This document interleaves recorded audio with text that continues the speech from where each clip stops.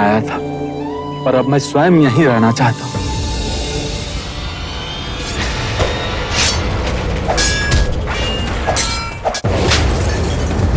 महाराज का शीश नहीं लाए और कह रहे हो कि लड़ते हुए हमारा सैनिक मारा गया।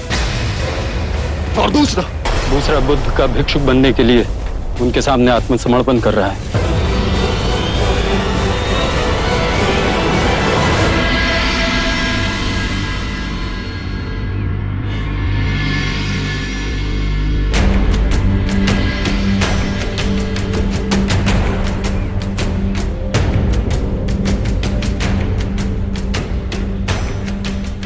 मैं तो अनपढ़ हूं मुनिवर, आज आपके सामने जीवित हूं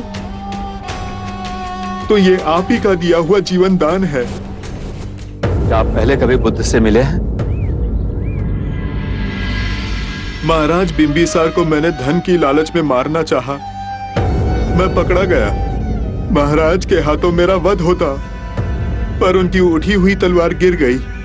उन्होंने कहा कि वो उनके गुरु बुद्ध के वचनों की वजह से मुझे जीवित छोड़ रहे हैं।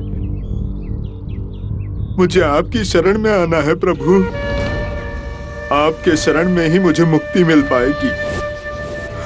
मुझे इस ग्लानि से मुक्ति दिला दो, मैं कभी शस्त्र नहीं उठाऊंगा। मुझ नीच को क्षमा कर दीजिए प्रभु।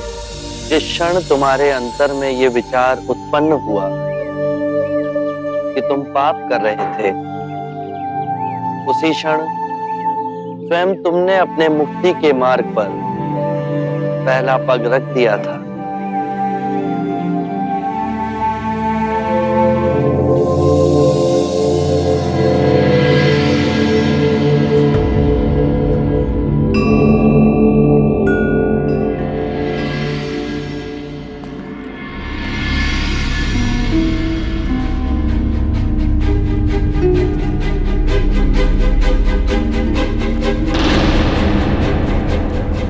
आपने मुझे बुलाया।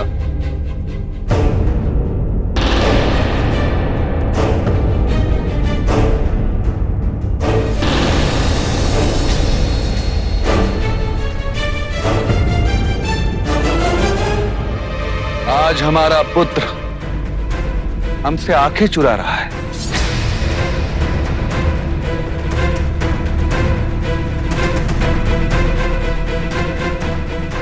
इस घिनौने षड्यंत्र के पीछे तुम हो, ये कहने में भी मुझे लज्जा आ रही है। मेरे पश्चात मगध का सिंहासन तुम्हारा ही तो है, फिर इतने अधीर क्यों? मैं स्वयं तुम्हें मगध का राजा घोषित करता। आपका क्या भरोसा, कल मेरे विरुद्ध किसी और को खड़ा कर दिया तो? मैं तुम्हारे विरुद्ध किसे खड़ा करता? अपने उस पुत्र को जो आपको उस गणिका आम्रपाली से अजात शत्रु। मेरे मुंह से उसका नाम सुन तिलमिलाहट होने लगी, परंतु मेरी तिलमिलाहट का क्या? वो आम्रपाली कम थी जो अब ये बुद्ध भी आपके जीवन में आ गया। आपने उसको प्रधानता देने के लिए अपने निष्ठावान ब्राह्मणों को अपेक्षित किया। अन्याय आपके स्वभाव में ही है। पुत्र, समय रहते संभल जाओ, अन्यथा इसे गहरी खाई में गिरोगे कि निकलना असंभव हो जाएगा। जो तुम्हारी भलाई सोचते हैं उनमें तुम केवल बुराई देखते हो, पर ये बुराई तुम्हारे अपने मन का खेल है। उपदेश देना शुरू, पड़ गया ना उस बुद्ध की संगति का आप पर प्रभाव। लेकिन मैं आपके उस बुद्ध की तरह नहीं हूं। मैं अपने राज्य की सुरक्षा किसी और के हाथ में सौंपकर सन्यासी बन जाऊं। मैं अजात शत्रु अपने क्षत्रिय धर्म का पालन करूंगा। मैं मगध की सुरक्षा का भार उठाऊंगा। मेरे राज्य में मगध का ध्वज पूरे जम्बू द्वीप में फहराया जाएगा। मगध की प्रजा पूर्ण रूप से सुरक्षित है। पूरे जम्बू द्वीप ने हमारे राष्ट्र का लोहा माना है, तो फिर व्यर्थ में रक्तपात क्यों? आप क्षत्रिय हैं, रक्तपात से कब से डरने लगे? कहीं ये भी उस पाखंडी बुद्ध की शिक्षा तो नहीं? अजात शत्रु, तुमसे बात करना भी व्यर्थ है। यदि चाहता तो मेरे ऊपर हुए आक्रमण के लिए तुम्हें दंडित कर सकता था, किंतु मैं पिता हूं तुम्हारा। तुम मुझे मारने का विचार कर सकते हो, किंतु मैं नहीं।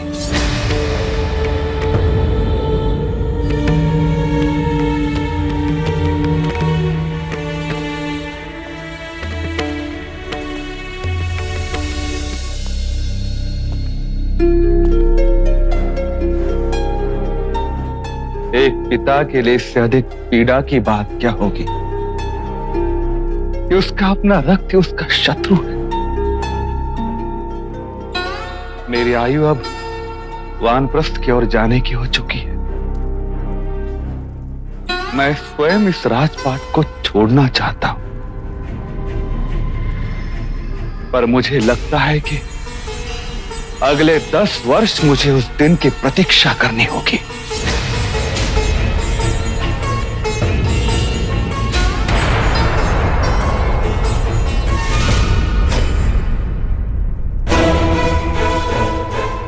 यदि इस पूरे विश्व में मुझे किसी से घृणा है, वो आप हैं। तो तुम भी सुन लो, जब तक तुम सिंहासन पे बैठने योग्य नहीं हो जाते, मैं स्वयं तुम्हें मगध के सिंहासन पे बैठने नहीं दूंगा।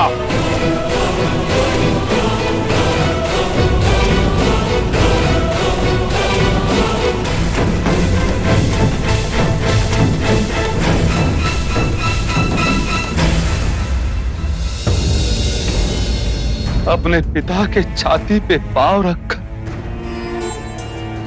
तुम कौन सी ऊंचाई छूना चाहते हो पुत्र? पिता और पुत्र का ये नाता होता।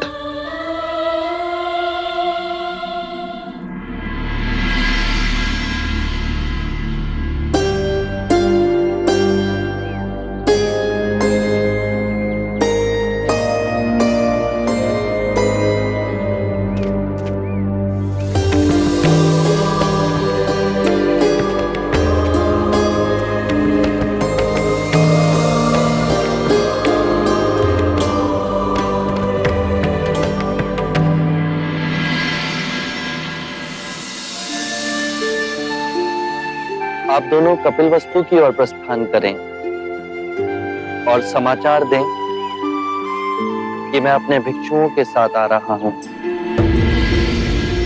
अब कपिलवस्तु के घर घर में दीप जलाए जाएंगे। अमात्य, आप किन विचारों में खो गए? मैं तो हर क्षण बुद्ध में खोता जा रहा हूं।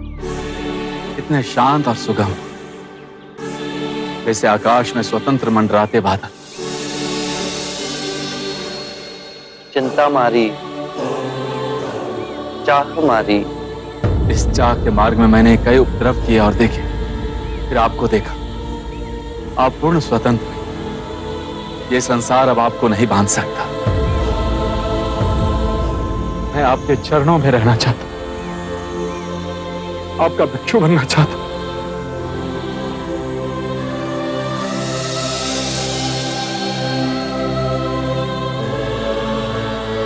आप मुझे कपिलवस्तु में दीक्षा दीजिएगा। आपका भिक्षु बना तो मेरा जीवन सफल हो जाएगा।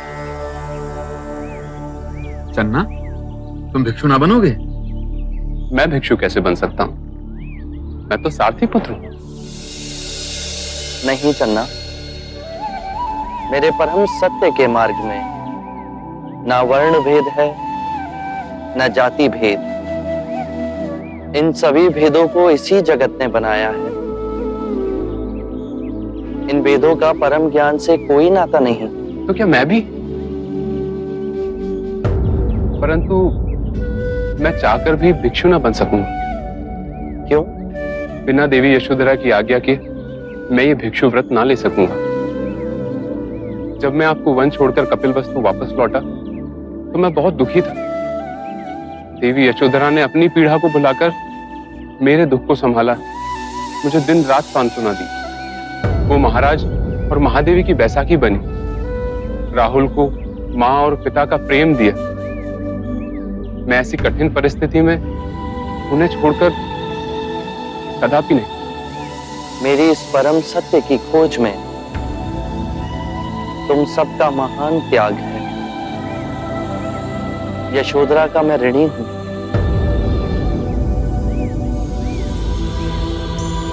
हम विदा लेते हैं, कपिल वस्तु में भेंट होगी।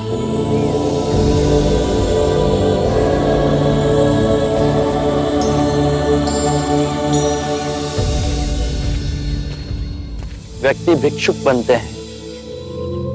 कभी तुमने अंतर्मन के भिक्षु को देखा है? वो देखो, वो जा रहा परम भिक्षु।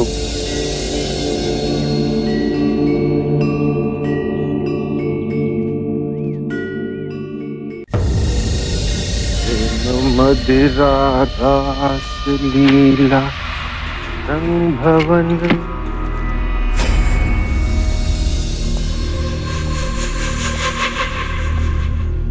ये क्या पागलपन है यशो? सिद्धार्थ के सन्यासी बनने की सूचना मैंने तुम्हें दी थी और तुम उसी का अनुसरण करने लगी। मैं कृपा मानती हूं तुम्हारी, जो तुमने मुझसे उनके बारे में सत्य कहा। जो रहा सहा मोह था मेरे सौंदर्य को लेकर, अब वो भी समाप्त हो गया।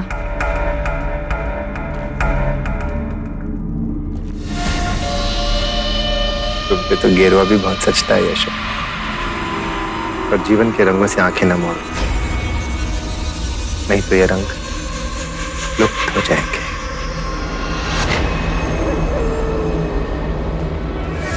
तुम्हारे भाग्य में महादेवी बनना लिखा है यशो।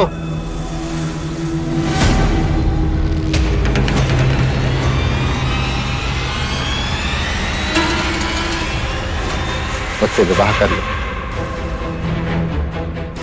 क्योंकि सिद्धार्थ तो शाक्यों का महाराजा बनने से रहा,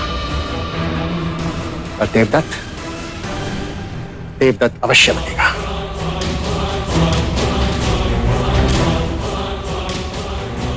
वही देवदत्त जो दिन रात तुम्हारे प्रेम की अग्नि में जलता है यशो। आयु बढ़ गई, पर राजा रानी के खेल से मन नहीं भरा अभी तक तुम्हारा। और ये मैंने कहा भी नहीं। मैं तब भी अडिगी रहूंगी। बस केवल कपिल वस्तु के भविष्य पर रोना आएगा, जिसे तुम जैसा अयोग्य राजा मिलेगा। हाँ हाँ, सारी योग्यता तो तुम्हारे सिद्धार्थ में भरी है ना, सर्वगुण संपन्न। मत जलाओ अपने आप को प्रतिस्पर्धा में, मत करो अपनी तुलना उनसे। ऐसा क्या है तेरे सिद्धार्थ में जो मुझ में नहीं है? जब हाथी नगरी में चलता है तो श्वान केवल भौंक ही सकते हैं।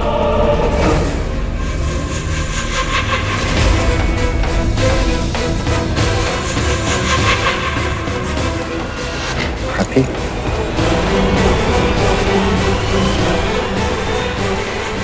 तेरे इस हाथी की तो मैं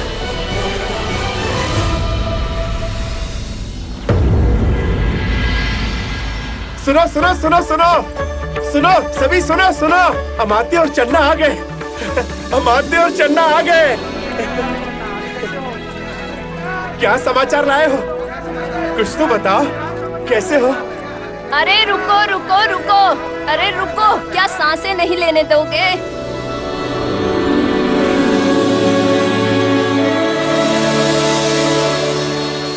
आपका धन्यवाद। अब हम सबको धन्य करो। हम सबको ये बताओ कि हमारे भाग्य जागेंगे